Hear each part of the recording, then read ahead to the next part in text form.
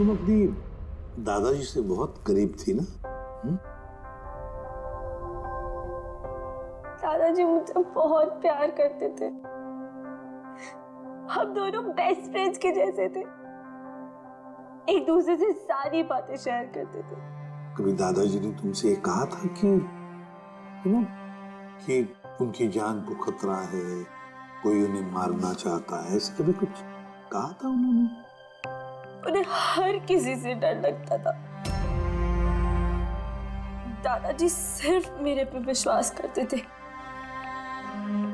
बाकी उन्हें सबसे डर लगता था।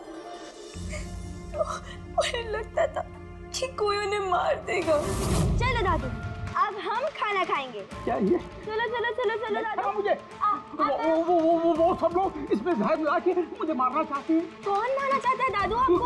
वो सब लोग मिले हुए हैं, सब मेरे खिलाफ साजिश कर रहे हैं।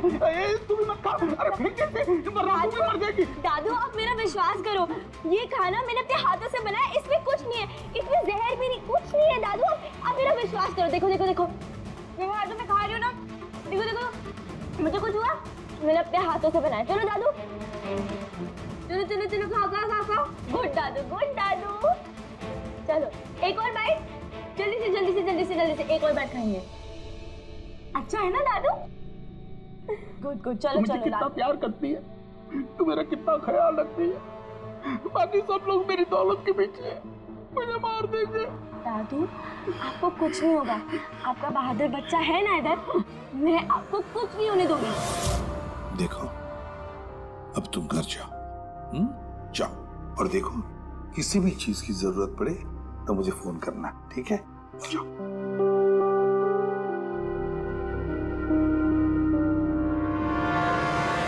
हाँ सारुके, बता क्या निकला राख में से? बॉस, राख में से बड़ी जबरदस्त बात निकली है। हालांकि इस राख ने मुझे कम परेशान नहीं किया, लेकिन मैंने भी इसका मुंह खुलवा ही लिया, है ना? तो फिर बता दे यार। बताता हूं। तारिका। हाँ सर, हमने इस राख का स्पेक्ट्रोस्कोपी टेस्ट किया। फिर रिपोर्ट से बात साबित हो गई है बॉस कि जयंतीलाल की मौत नेचुरल नहीं है, जयंतीलाल को मारा ही गया। क्या कहा? जयंतीलाल की मौत नेचुरल डेथ नहीं थी? नहीं। कैसे सारुके, कैसे मारा? लार्सनिक से। लार्सनिक? जयंतीलाल की राख में हमें लार्सनिक मिला है बॉस। राख में से लार्सेनिक? सर कुछ केमिकल्स और हेवी मेटल्स, धातु ऐसे होते हैं जो जलने पर भी नहीं खत्म होते। लार्सेनिक उनमें से एक है, इसलिए लाश के पूरी तरह जल जाने के बावजूद उसमें मौजूद लार्सेनिक जलाने और राख में ऐसे ही रहा। लेकिन एक बात समझ में नहीं आ रही है सारुके, कि अगर जयंतीलाल की मौत लार्सेनिक की वजह से हुई है तो फिर उसके फैमिली डॉक्टर सूरज को ये पता कैसे नहीं चला? पता कैसे नहीं चला? उसने नेचुरल डेथ का सर्टिफिकेट इश्यू किया ही कैसे और क्यों? बॉस, अगर लार्सनिक जैसा जहरीला केमिकल इंसान के शरीर में एक साथ बहुत ज्यादा मात्रा में पहुंचा दिया जाए तो इंसान की तुरंत मौत हो जाती है। लेकिन अगर यही जहर धीरे धीरे थोड़ी थोड़ी मात्रा में उसके शरीर में पहुंचाया जाए तो उसकी मौत एक साथ एकदम नहीं होती है। पहले उसकी याददाश्त जाती है, फिर उसे अजीब अजीब से सपने आने लगते हैं, उसे हेलुसिनेशन होने लगता है, भ्रम होने लगता है, फिर पागलपन के दौरे पड़ते हैं। और जयंतीलाल के साथ ये सब कुछ हो रहा था। लार्सनिक? जी हाँ, लार्सनिक। और इससे ये साबित हो गया कि जयंतीलाल जी की मौत बीमारी से नहीं बल्कि उनका खून किया गया। लेकिन ये किया किसने? वही पता करने हम लोग यहाँ हैं। अभिजीत, जयंतीलाल जी का कमरा चेक करना पड़ेगा। Okay sir.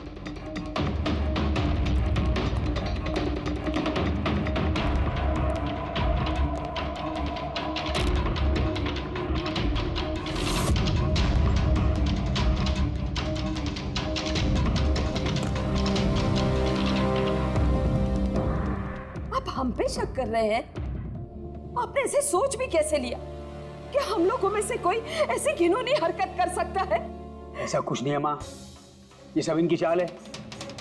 डैडी की प्रॉपर्टी इन्हें मिल जाए इसके लिए मनगढ़ंत कहानी बना रही हैं ये लोग। बकवास मत करिए सुशील जी, दोबारा ऐसा बोला ना अंदर डाल दूंगा।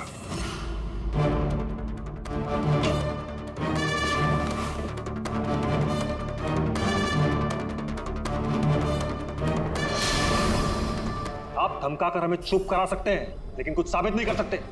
एग्जैक्टली आप लोग ये सब कुछ इन 5,000 करोड़ के लालच में कर रहे हैं ना? बोल चुके आप लोग, अब बस सीआईडी को अपना काम करने दीजिए। यहाँ मजाक नहीं चल रहा है, एक आदमी का खून हुआ है, खून। तो आप सबकी भलाई इसी में है कि हमारे साथ कोऑपरेट करें। अच्छा, अब सीआईडी धमकाने भी लगी है। ये धमकी नहीं है, ये आशी आशीष आशी बेटा, आशी क्या हो गया? आशी बेटा, आशी बेटा उठो। आशी आंखें खोलो, क्या हो गया तुम्हें? आशी आशी बेटा क्या हो गया? अरे जरा देखो इसे भी, क्या हो गया मेरी बच्ची को? आशी क्या हुआ? आंखें खोलो, हो गया? आशी बेटा, अरे आशी बेटा, आशी। बेटा, आशी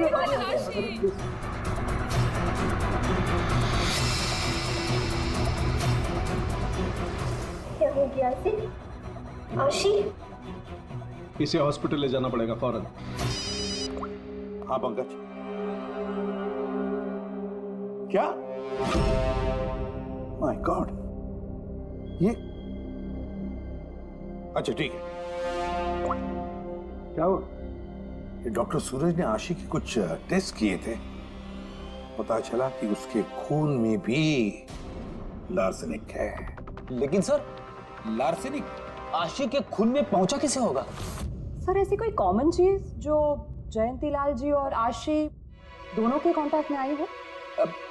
खाना।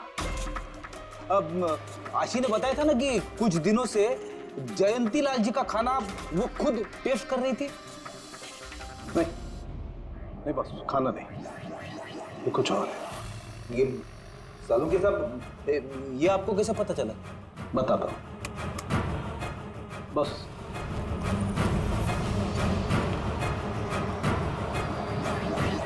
ये है वो बाल जो हमें जयंतीलाल के हेयर ब्रश में से मिला है। अब लार्सेनिक तो अधिकतर नाखूनों में और बालों में ही जमा होता है। तो जब हमने इस बाल के छोटे छोटे टुकड़े करके एनालिसिस किया तो रिजल्ट आया ये। और सर हमने इन टुकड़ों का एटॉमिक अब्जॉर्प्शन टेस्ट किया तो पता चला कि दूसरे केमिकल्स के साथ साथ इसमें लार्सेनिक भी है। अब क्योंकि बाल धीरे धीरे बढ़ते हैं इसलिए हमने इस रिजल्ट को कैलेंडर के साथ टैली किया। बॉस, तब हमें पता चला कि जयंतीलाल को ये लार्सेनिक 8 से 10 दिन के गैप में दिया जा रहा। और 8-10 दिन के गैप में? इसका मतलब जो भी है, जयंतीलाल को हर 8-10 दिन के इंटरवल पर लार्सेनिक दे रहा था, धीरे धीरे मार रहा था। और इसकी शुरुआत हुई बॉस 3 महीने पहले। 3 महीने पहले? सर हाँ, फिर तो खूनी जयंती लाल जी के घर वालों में से कोई नहीं होगा। परिवार वाले 8-10 दिन तक इंतजार क्यों करेंगे? एक ही बार में मार देंगे। फ्रेडी, परिवार वाला भी तो जयंतीलाल को धीरे धीरे मार सकता है ताकि किसी को उस पर शक न हो। सर पिछले 3 महीने से कुछ मसाज करने वाले आ रहे थे, मैंने बताया तो था आपको। हाँ, चेक कर चुके हैं हम उनको। उनके अलावा और कोई आता था क्या? कोई एक हो तो बताओ। उनके दोस्त, पुराने बिजनेस पार्टनर और ऑफिस के स्टाफ वगैरह बहुत सारे लोग आते रहते थे घर पे। जी, डैडी बहुत सोशल थे, लोगों से मिलना जुलना, पार्टीज में जाना उनको बहुत अच्छा लगता था। इसीलिए जब उन्होंने बाहर जाना बंद कर दिया तो लोग उनसे मिलने घर पर आने लगे। लेकिन इन लोगों को हम अच्छी तरह से जानते हैं सर, इनमें से कोई ऐसा नहीं कर सकता है। भाभी देखिए ना, ये कैसा निशान लगा है। 4 बार धोया, 4 बार छुटाया, फिर भी नहीं हट रहा। अरे ठीक से धो ले, साफ हो जाएगा। अरे भाभी कितनी बार रगड़ा, नहीं जा रहा। और जाएगा भी नहीं, क्योंकि ये दाग खून का है। खून? जी हाँ। सुनिए, आपके कुर्ते पे ये खून का दाग कहाँ से आया? आपको कहीं चोट लगी है क्या? क्या हुआ आपको? मुझे नहीं पता। अरे मुझे मेरे कुर्ते पर कहाँ से आया? मैं खुद हैरान हुआ था कल जब मैंने इसे देखा। तो कल लगी आपको ये चोट? नहीं, मुझे कोई चोट नहीं लगी। हाँ, जब मैं कल लोगों से मिल रहा था तब ये खून का दाग लगा मुझे।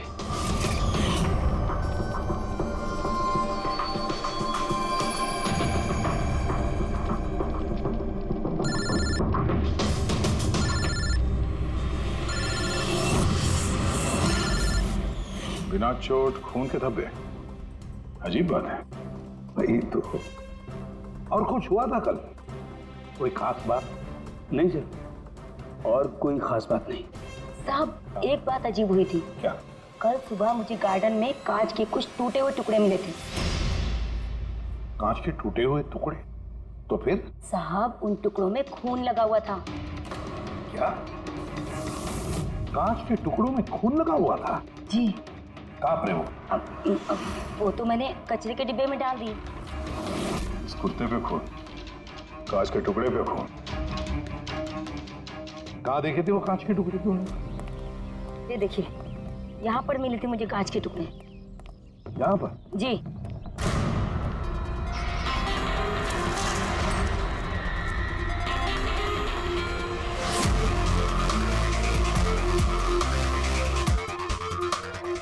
टूटा हुआ बल्ब है सर। बल्ब का टुकड़ा मिला क्या उसके? काम करो अभिजीत, इस घर में जितनी भी लाइटें हैं, लैंप्स हैं, सब चेक करो। देखो कोई बल्ब गायब है क्या।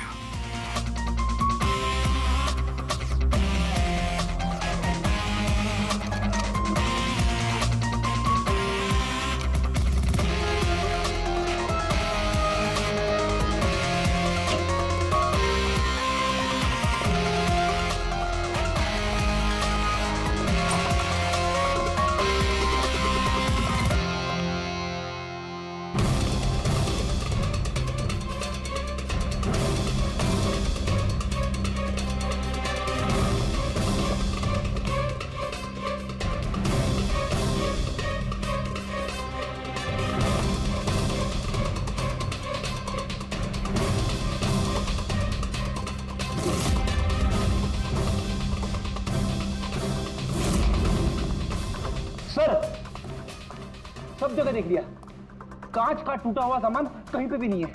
सर, कुछ नहीं मिला।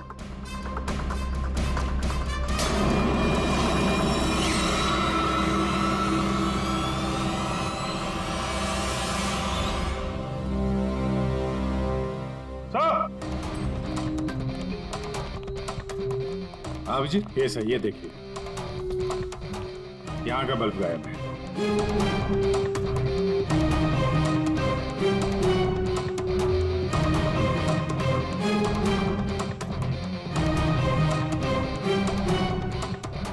बड़ी अजीब बात है, ये लैंप तो बिल्कुल ठीक था। मैं और दादू इस लैंप के नीचे काम भी किया करते थे। और जिस तरह दादू की मौत हुई तब भी ये लैंप ठीक था, इसमें बल्ब था और ऑन था।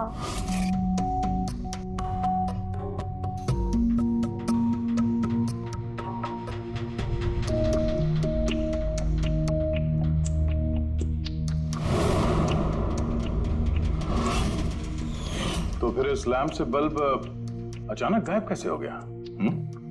क्या कविता? नहीं साहब, मुझे कुछ नहीं मालूम कि बल्ब कैसे गायब हुआ, किसने निकाला, मैं कुछ नहीं जानती। लेकिन सर, ये बल्ब को ही गायब करेगा क्यों? सर, इस बल्ब का और इस लैंप का कुछ ना कुछ तो लेना देना है इस केस में।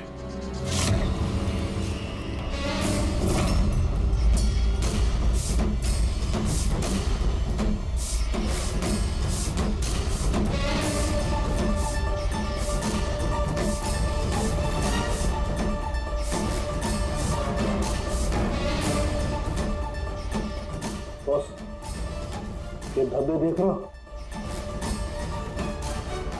ये धब्बे लार्सनिक के हैं। लेकिन ये लार्सनिक के धब्बे पूरे लैंप पर कैसे हैं? बॉस, हुआ ये होगा, खूनी जयंतीलाल जी के घर पे आता होगा हर 8 या 10 दिन में। नमस्ते साहब। साहब ऊपर है अपने कमरे में।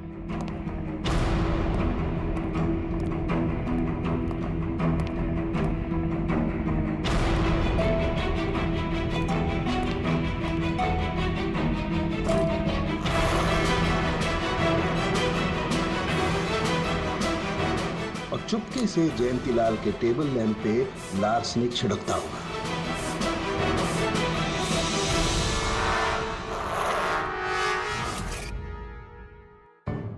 शायद जयंतीलाल जी हमेशा इस टेबल पर बैठ करके काम किया करते थे।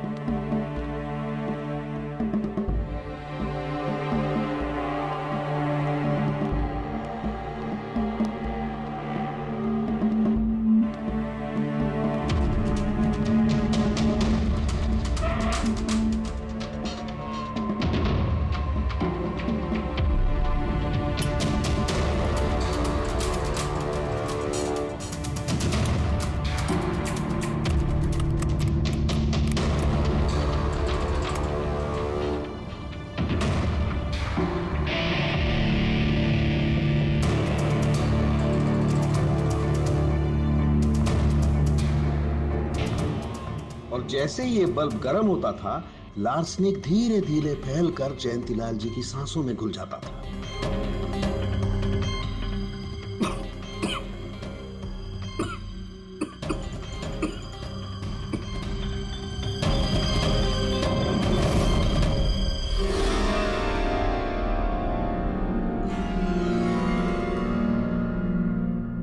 सालों के साथ आशी को लार्सेनिक का इतना असर क्यों नहीं हुआ?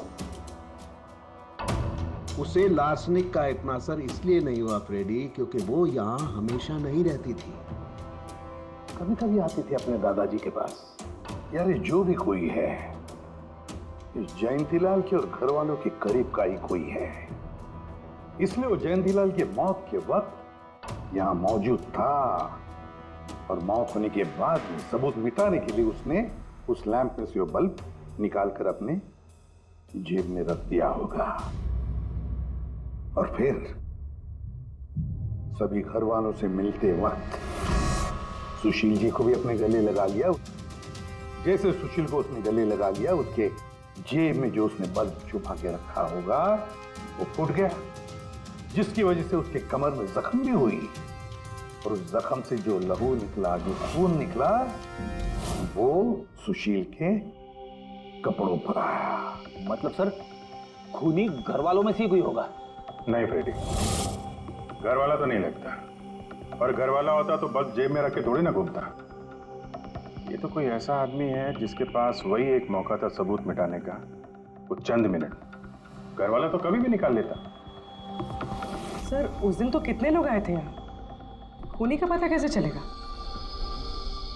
सर उस दिन मीडिया के लोग भी आए थे, कौन आया कौन गया ये सब रिकॉर्ड तो किया ही होगा उन लोगों ने। तो चलो देख लेते हैं किस किस ने सुशील जी को गले लगाया था।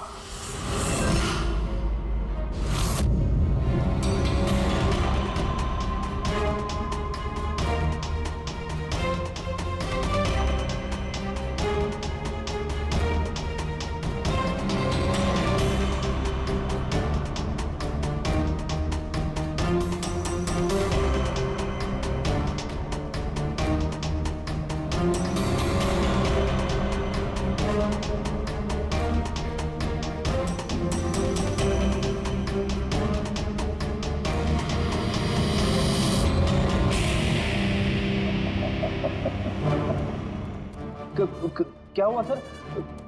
खूनी का पता चल गया? हाँ फ्रेडी, खूनी मिल गया। कौन है? फ्रेडी, इस आदमी की पूरी कुंडली निकालो, पता लगाओ पिछले 3 महीनों में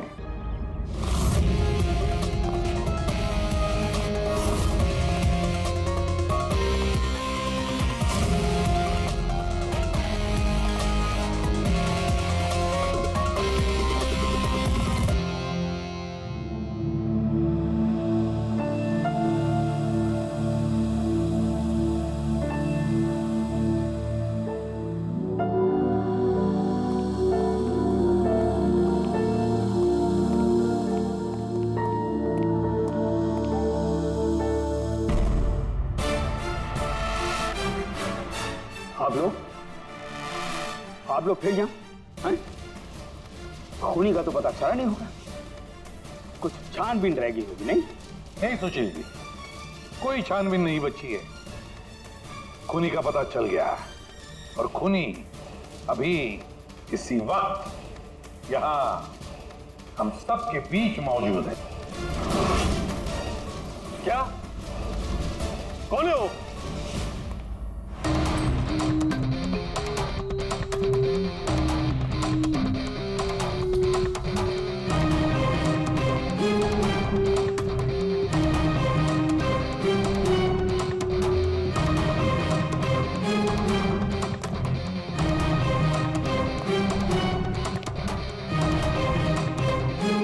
अरविंद जी,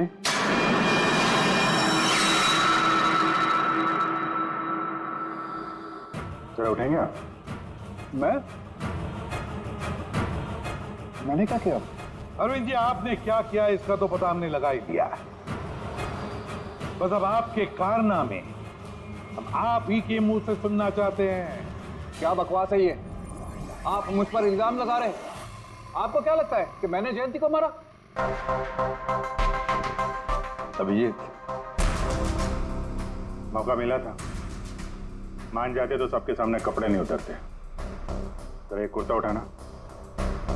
क्यों? अरे उठाओ सर। क्यों?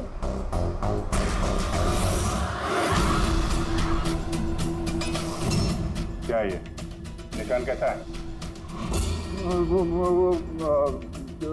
हाँ? कौन सी भाषा बोल रहे हो तुम?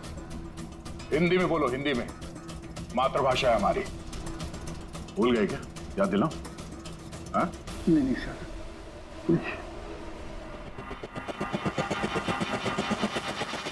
बताता हूँ। नफरत करता था मैं जयंती से।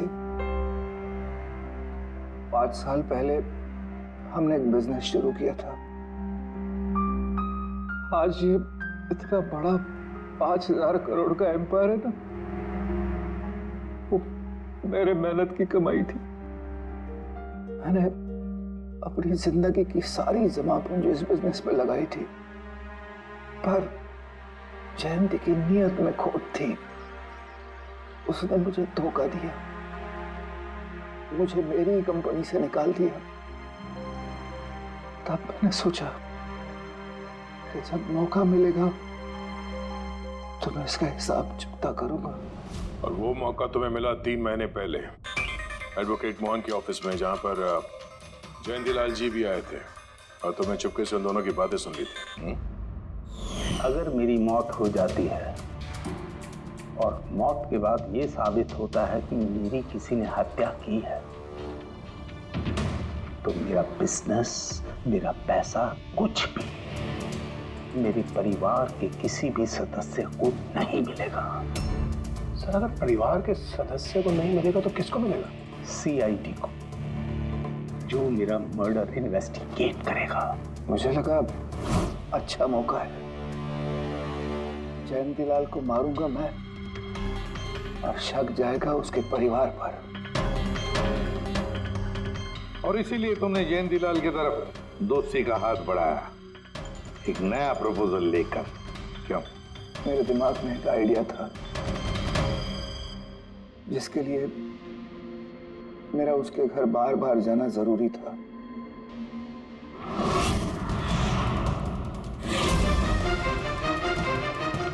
साहब ऊपर है अपने कमरे में।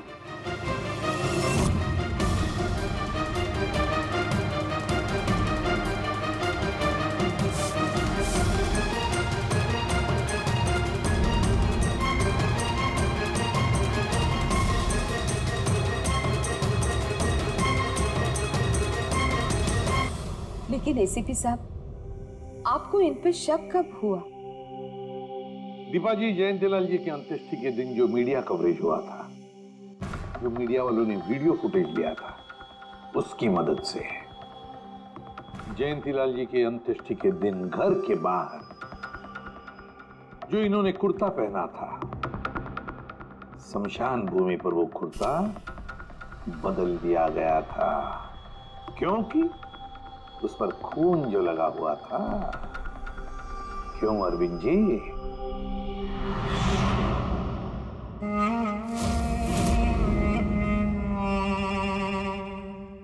अरविंद जी, बदले की आग में तुमने जयंतीलाल का खून कर दिया। क्या मिला तुम्हें? कैसा सुख मिला? गलत किया तुमने, गलत किया। फ्रेडी,